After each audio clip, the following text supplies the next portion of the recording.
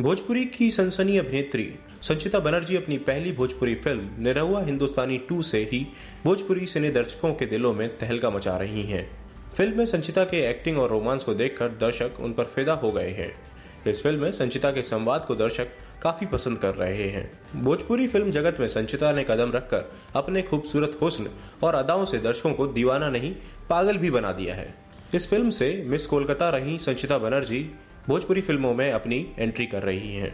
इस फिल्म का निर्देशन मंजिल ठाकुर ने किया है।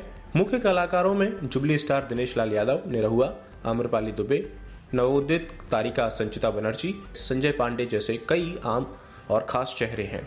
फिल्म की पूरी कास्ट को प्लैनेट भोजपुरी की तरफ से बहुत बहुत शुभकामनाएं और बधाइयां।